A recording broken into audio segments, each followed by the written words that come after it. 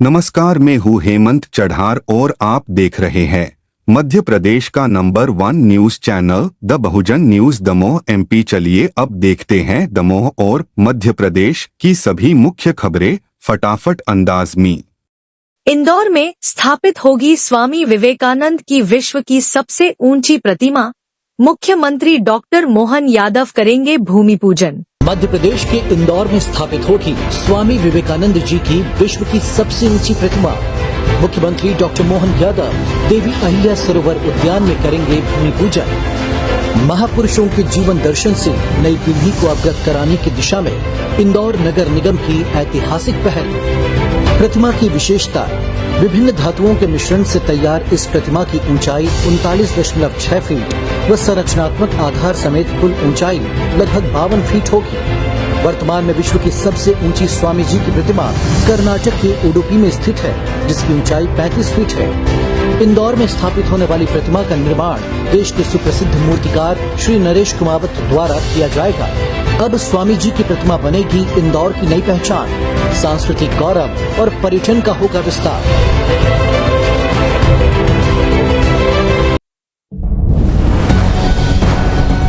Ceasefire पर बोले मुख्यमंत्री डॉक्टर मोहन यादव, फैसला सोच समझकर लिया गया। हर भारतीय को प्रधानमंत्री मोदी पर गर्व। यशस्वी प्रधानमंत्री के नेतृत्व में जिस प्रकार से भारत की सेना ने अपने शौर्य पराक्रम का परिचय दिया, देश के दुश्मनों के साथ जो व्यवहार किया, और हमने सबने, हमारे विदेश मंत्री, विदेश प्रवक्ता, सबके माध्यम से जो जानकारी आपको हमको कामन हुई है कि 12 मई तक ये सीज फायर हुआ है, और मैं मान के चलता हूं कि प्रधानमंत्री जी के नेतृत्व में भारत सरकार जो निर्णय लेगी सब सही लेगी। निश्चित रूप से ये भारतीय पक्ष की जीत भी है, जिसने दुश्मनों को घुटने तले ला करके अपने देश के दुश्मनों से निपटने का उत्कृष्ट उदाहरण दिया। ये जिस प्रकार से सर्जिकल स्ट्राइक हुई थी, एयर स्ट्राइक हुई थी, इस बार तकनीकी रूप से जिस ढंग से भारत ने अपनी कार्रवाई की है, मैं माननीय प्रधानमंत्री जी को बधाई देना चाहूंगा। भूतो न भविष्यति, कम समय में जिस प्रकार से अपनी सीमाओं में रह करके आधुनिक तकनीक के बलबूते पर शस्त्रार्थों के जैसे शस्त्रों और जैसी मिसाइल और व्यवस्था थी, देश के दुश्मनों से निपटने में जो माननीय मोदी जी ने अपनी रणनीति के आधार पर भारत की धाक और साख दुनिया में बनाई, वाकई वो अद्भुत है। हर भारतीय का सीना 56 इंच का हो गया। मेरी अपनी ओर से बधाई।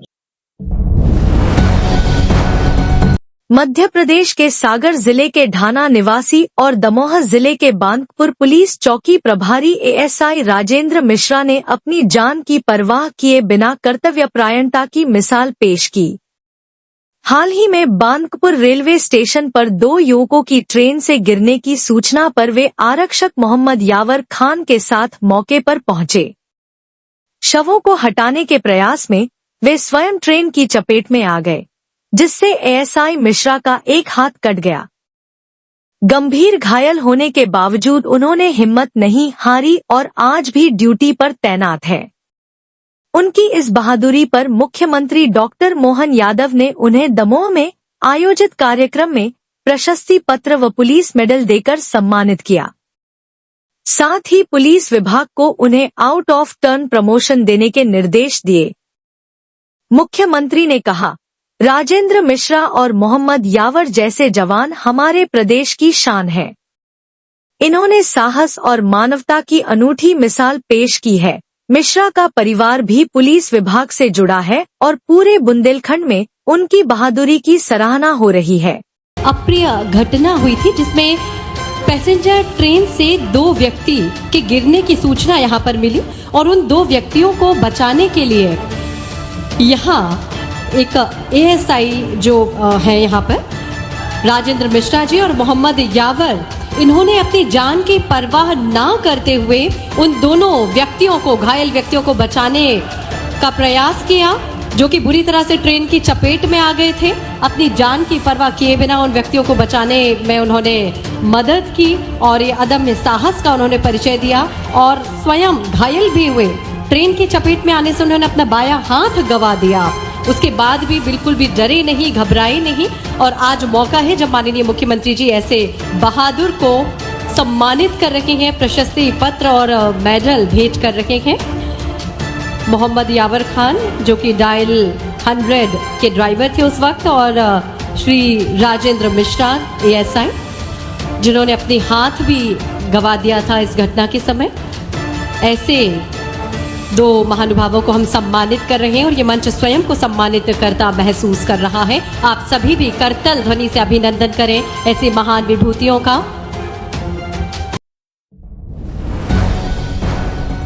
भारतीय रेल में तकनीकी क्रांति की दिशा में एक अहम कदम उठाते हुए भोपाल मंडल के निशातपुरा यार्ड में देश की पहली ऑप्टिकल फाइबर आधारित सिग्नल प्रणाली शुरू की गई है।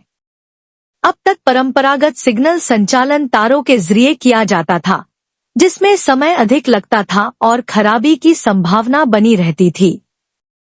लेकिन अब यह कार्य तेज, सुरक्षित और विश्वसनीय ऑप्टिकल फाइबर नेटवर्क से होगा। इस नई तकनीक में लैंप आउटपुट मॉड्यूल नामक यंत्र को कंट्रोल रूम से सीधे सिग्नलों से जोड़ा गया है। इससे सिग्नल कभी ब्लैंक नहीं होंगे और ट्रेनें अधिक सुरक्षित और समय पर चलेंगी। साथ ही सिस्टम में स्वचालित पंखा भी जोड़ा गया है, जो मशीन को ओवरहीटिंग से बचाता है। इस तकनीक की शुरुआत निशातपुरा के 2 सिग्नलों H15 और H16 पर की गई है। वरिष्ठ मंडल वाणिज्य प्रबंधक सौरभ कटारिया ने जानकारी दी कि जून 2026 तक भोपाल बीना रेलखंड पर यह प्रणाली पूरी तरह लागू कर दी जाएगी। यह पहल आने वाले समय में पूरे देश में रेलवे सुरक्षा और दक्षता को नई ऊंचाइयों पर पहुंचाएगी। इंदौर से लगातार दूसरी बड़ी धमकी की खबर सामने आई है। होलकर स्टेडियम को बम से उड़ाने की धमकी के एक दिन बाद अब शहर के प्रतिष्ठित बॉम्बे हॉस्पिटल को भी बम से उड़ाने की धमकी मिली है। यह धमकी अस्पताल के एडमिनिस्ट्रेशन ऑफिसर के ईमेल पर भेजे गए एक लेटर के जरिए दी गई, जिसमें स्पष्ट रूप से लिखा गया कि हॉस्पिटल को बम से उड़ा दिया जाएगा। अस्पताल के डायरेक्टर ने लसूड़िया पुलिस थाने में इसकी शिकायत दर्ज कराई, जिसके बाद पुलिस और क्राइम ब्रांच की टेक्निकल टीम जांच में जुट गई है। बताया जा रहा है कि इस मेल में भी पाकिस्तान और युद्ध से संबंधित बातें लिखी गई हैं, जैसा कि पहले स्टेडियम को मिली धमकी में था। टेक्निकल टीम यह पता लगाने की कोशिश कर रही है कि मेल कहां से भेजा गया और इसके पीछे किसकी साजिश है।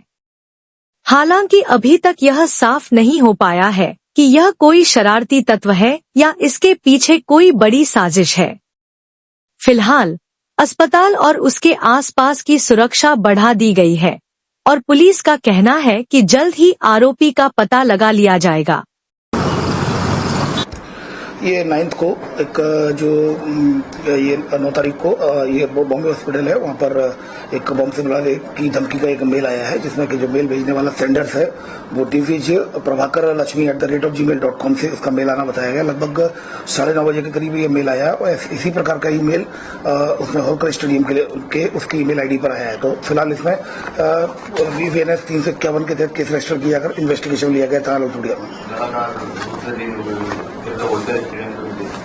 हाँ, वो एक ही समय पर एक ही डेट में आए हैं। वो लगभग 9 तारीख को परसों की बात है और दोनों जगह ये लगभग सेम टाइम पर ये दोनों मेल आए हैं और दोनों का जो मेल जो सेंडर आईडी है वो दोनों की एक ही है, दिव्यज प्रभाकर लक्ष्मी @gmail.com। इसमें जो bomb detection and disposal squad है BDDS की टीम ने चेक करा लिया गया है और ये खबर जो थी जो मेल किया गया है उसको मेल की टेक्निकल एविडेंस से भी इन्वेस्टिगेशन की जा रही है।